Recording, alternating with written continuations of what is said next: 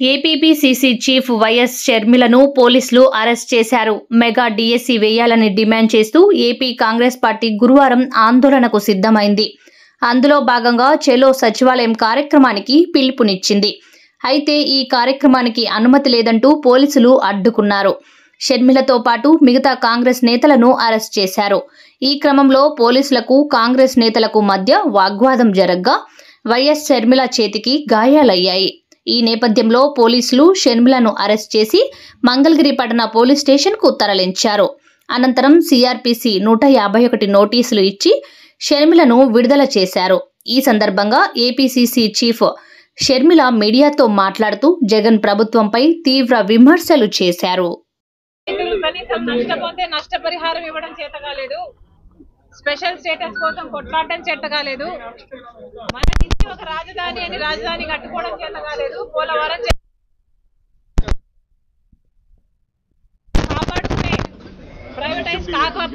Privatise కాకుండా కాపాడుకోవడం కూడా చేతకాలేదు, ఒక మెట్రో కూడా కనీసం చేతకాలేదు. ఏం చేతనయింది అంటే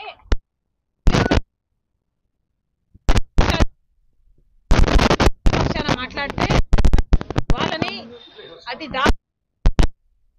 ఇదిగోండి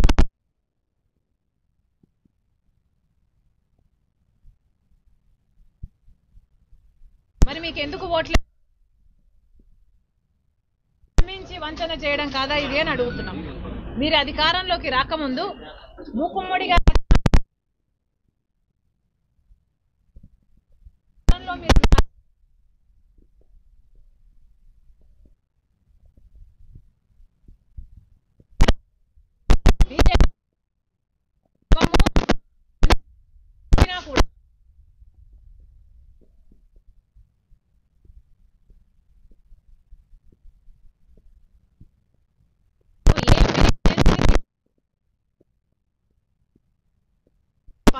ఉంటే ఒక్క హామీ అయినా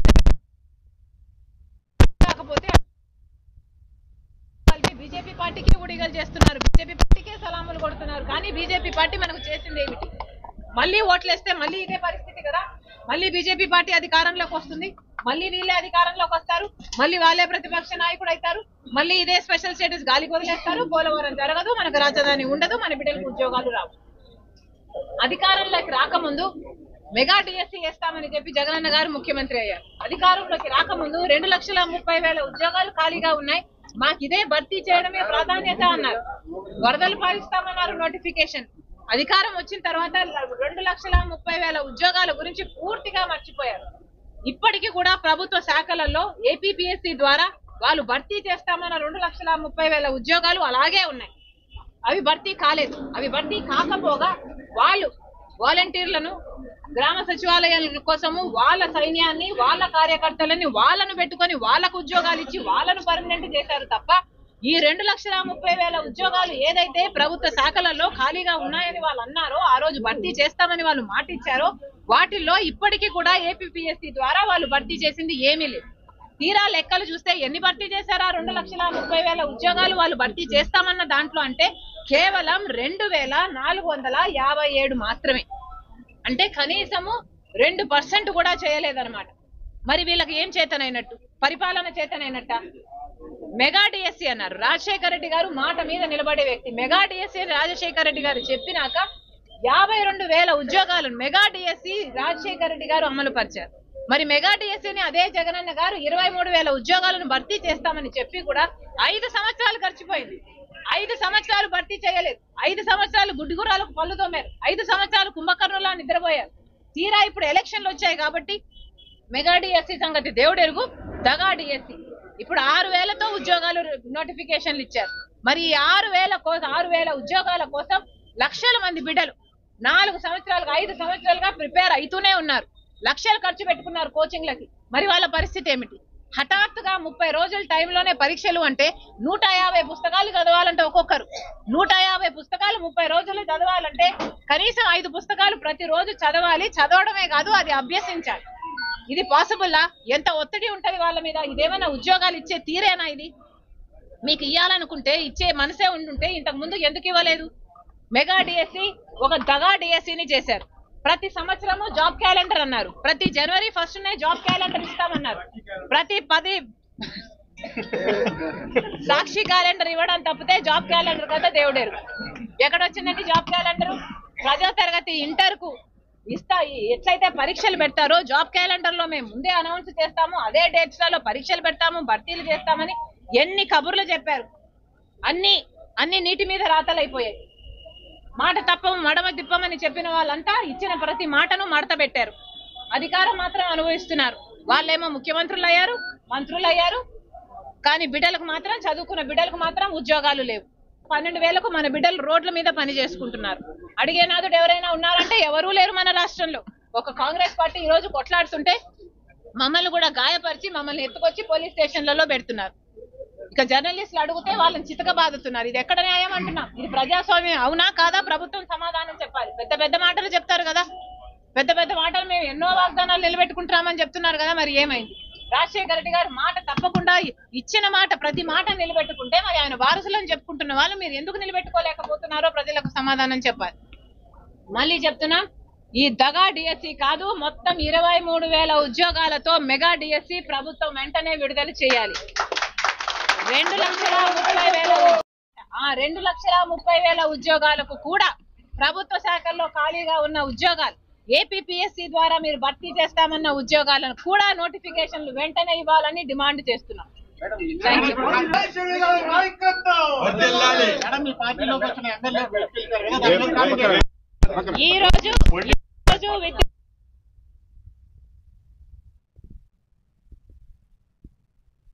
ఈ రోజు ఇష్యూను డైవర్ట్ చేయకండి. ఇదే ప్రశ్న రేపు నన్ను అడగండి, రేపు ఇదే ఆన్సర్. మేడం ఫోన్ చేశారా లేదా? నిరంకుశ సత్తాన్ని ఎలా తీసుకుంటారు? జగన్మోహన్ రెడ్డి, జగన్మోహన్ రెడ్డి,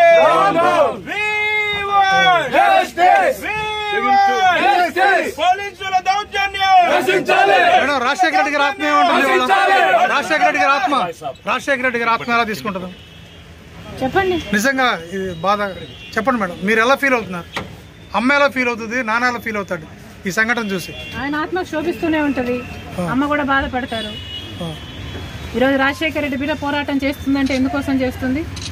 ఆంధ్ర రాష్ట్రంలో బిడ్డలకు ఉద్యోగాలు రావట్లేదని పోరాటం చేస్తే కనీసం సెక్రటేరియట్లో రిప్రజెంటేషన్ ఇవ్వడానికి కూడా ఈరోజు హక్కు లేదు, మాట్లాడడానికి స్వేచ్ఛ లేదు, జర్నలిస్ట్ రాయాలన్నా కొట్లాడాలన్నా స్వేచ్ఛ లేదు. ఈరోజు కనీసం సెక్రటేరియట్లో రిప్రజెంటేషన్ తీసుకోవడానికి ముఖ్యమంత్రి లేడు, హోంమంత్రులు లేరు, డిప్యూటీ చీఫ్ మినిస్టర్లు లేరు, మంత్రులు లేరు, కనీసం సీఎస్ కూడా లేరంట. ఇక వీళ్ళకి ఏం చేతనైంది? పరిపాలన చేతనైందా? వీళ్ళకి స్పెషల్ స్టేటస్ తేవడం చేతనైందా? పోలవరం ప్రాజెక్టు పూర్తి చేయడం చేతనైందా? విశాఖ స్టీల్ ప్రైవేటైజ్ అయిపోతుంటే దాన్ని ఆపడం చేతనైతుందా? క్యాపిటల్ సిటీ కట్టడం చేతనైతుందా? కనీసం మెట్రో అన్నా చేయడం చేతనైందా? రైతులు ఆత్మహత్యలు చేసుకుంటున్నారు, అప్పుల పాలైపోతున్నారు, కనీసం పంట బీమా ఇవ్వడం కూడా చేత కాలేదు. బిడ్డలు ఆత్మహత్యలు చేసుకుంటున్నారు, ఉద్యోగాలు లేవు, నోటిఫికేషన్లు ఇవ్వడం కూడా చేత కాలేదు. రాజశేఖర రెడ్డి గారు వదిలి వెళ్లేసిన ప్రాజెక్టులు పూర్తి చేయడం కూడా చేత కాలేదు. మరి ఇదేనా రాజశేఖర రెడ్డి గారి వారసత్వం అంటే? ఆలోచన చేయాలి. ప్రజల కోసం కొట్లాడుతున్నాం మేము ఈరోజు కనీసం కనికరం లేకుండా, మహిళలను చూడకుండా రాత్రి నన్ను పార్టీ ఆఫీస్ లోనే ఉండేటట్టు చేశారు. పాపం కదా? ఒక ఆడపిల్లని ఇలా చేయడం పాపం కదా? పాపమే. ఆంధ్ర రాష్ట్ర ప్రజలకు, ఆంధ్ర రాష్ట్ర యువతకు చేస్తున్నది వీళ్ళు పాపమే. ముఖ్యంగా ప్రతిపక్షాలు, జర్నలిస్టులు ఇంతగా కొట్లాడుతున్నా కూడా కొట్లాడు కనీసం వీళ్ళ చిత్తశుద్ధిని కూడా ఈ రోజు గౌరవించకుండా ఈ రోజు ఇట్లా గాయపరిచి. మేడం మీ ఆర్కే గారు మళ్ళీ జాయిన్ అయ్యారు మంగళగిరిలో. ఈ రోజు let's keep it about students. ఈ రోజు యువత గురించి మాట్లాడదాం. రేపు రండి, రేపు అడగండి, రేపు చెప్తాం. కానీ ఈ రోజు 2,30,000 ఉద్యోగాలు ఇస్తామని చెప్పి ఇయ్యలేదు, జాబ్ క్యాలెండర్ ఇస్తామని చెప్పి ఇయ్యలేదు, 23,000 మెగా డిఎస్సీ అని చెప్పి ఈ రోజు దగా డిఎస్సీ 6,000 ఇచ్చారు. అది కూడా 26 రోజులు టైం ఉండగా ఇచ్చారు. పిల్లలు ఎలా ప్రిపేర్ అవ్వాలి? అసలు ఈ ప్రభుత్వానికి మనసే లేదు. ఉండను బండను మీ చేతి గాయం ఎవరు చేస్తారు? పోలీసులు ఇంకెవరు చేస్తారమ్మా?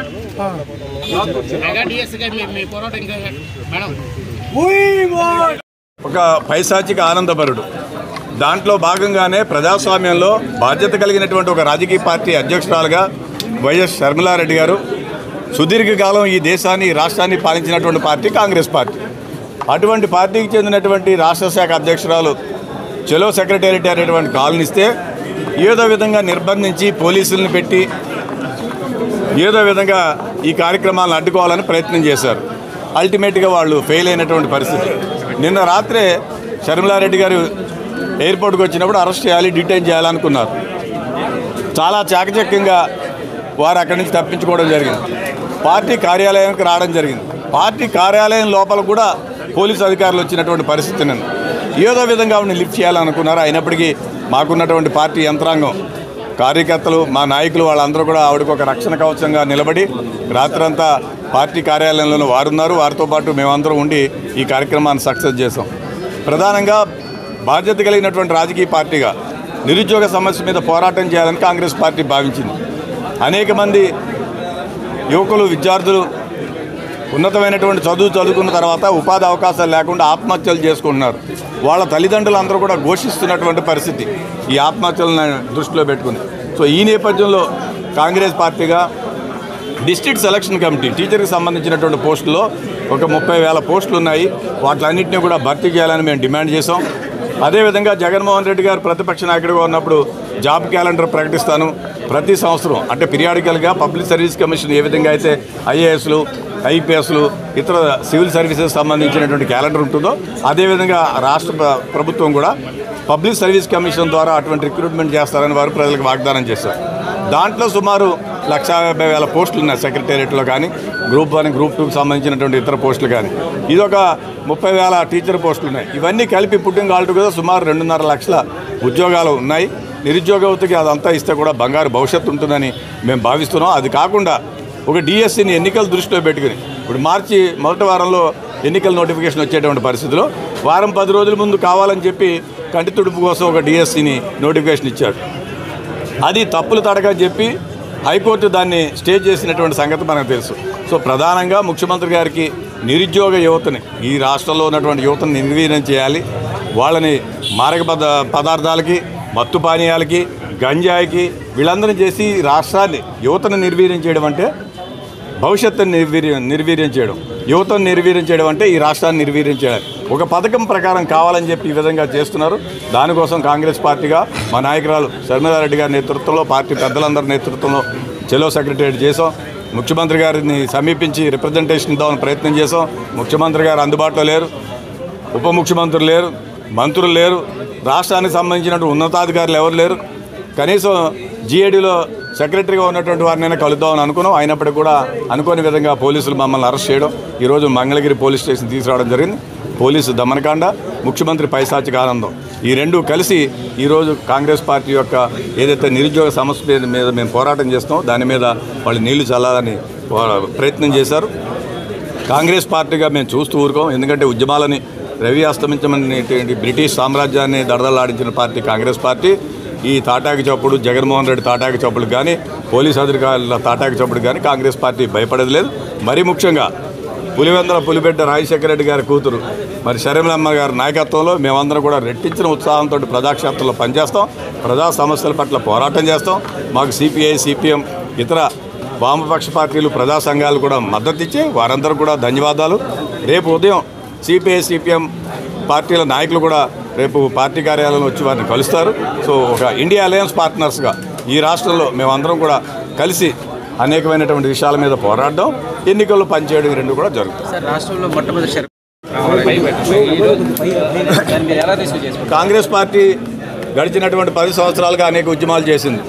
పెద్దలు రఘువీరారెడ్డి గారు పిసిసి ప్రెసిడెంట్గా ఉన్నప్పుడు కూడా మేము కరకట్టల దాకా రావడం జరిగింది. ఆనాడు ప్రాజెక్ట్స్కి సంబంధించిన ఇష్యూస్ మీద శైలజనాథ్ గారు పిసిసి ఉన్నప్పుడు చేశారు. నేనున్నప్పుడు కూడా చెలో రాజ్భవన్ అని ఇచ్చాము. ఆ రోజు చాలామందిని అరెస్ట్ చేసి మమ్మల్ని కూడా డిటైన్ చేసినటువంటి పరిస్థితి. కాంగ్రెస్ పార్టీకి ఉద్యమాలు కొత్త కాదు, ప్రజా సమస్య మీద స్పందిస్తూ ఉంటుంది. షర్మిల గారికి రాజకీయ జిమ్మిక్కులు చేయవలసినట్టు అవసరం లేదు. ఒక బాధ్యత కలిగినటువంటి స్త్రీగా, సమాజంలో స్త్రీకి ఉన్నటువంటి బాధ్యత, ఒక తల్లిగా, చెల్లిగా వాళ్ళకు ఉన్నటువంటి బాధ్యత, పిల్లల యొక్క బంగారు భవిష్యత్తు, వాళ్ళ పిల్లలు ఏ విధంగా అయితే ఉన్నతమైనటువంటి స్థానాలకు ఉండాలో మరి మిగిలిన వారి పిల్లలు కూడా అలాగే ఉండాలని వారు భావిస్తూ ఉంటారు. యువత అంతా కూడా నిర్వీర్యం అయిపోవడం, యువత ఆత్మహత్యలు చేసుకోవడం వారిని కలిసివేసింది. దానికోసమే వారి ఈ కార్యక్రమాన్ని నిర్వహించాలని చాలా రోజుల క్రితమే అనుకున్నాం. సో డెఫినెట్గా కాంగ్రెస్ పార్టీ చిత్తశుద్ధితోటి ఇటువంటి అన్ని అంశాల మీద మేము పోరాటం చేస్తున్నాం. ఈ నెల 26వ తేదీన మరి అనంతపురంలో సాయంత్రం 4 గంటలకు భారీ బహిరంగ సభ ఉంటుంది. దాంట్లో కాంగ్రెస్ అధ్యక్షులు మల్లికార్జున ఖార్గే గారు వస్తున్నారు.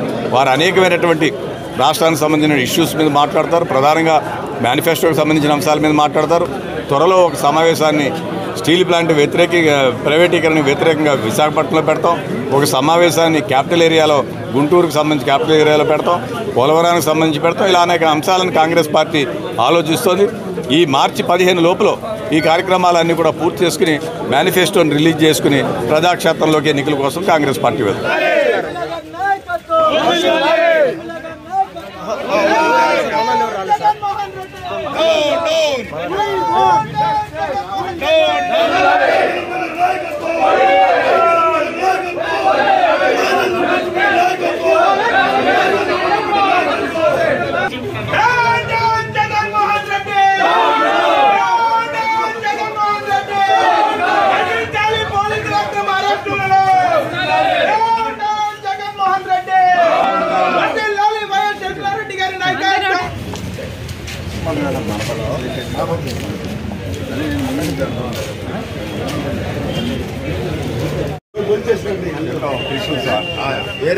వేరెవరు అవైలబుల్ బాబు ఒక పని చేస్తానయ్యా ఒక కాంట్రాక్ట్ పంపించడానికి We want justice. We want justice. We want justice. We want justice. We want justice. We want justice. We want justice. Mega DSC.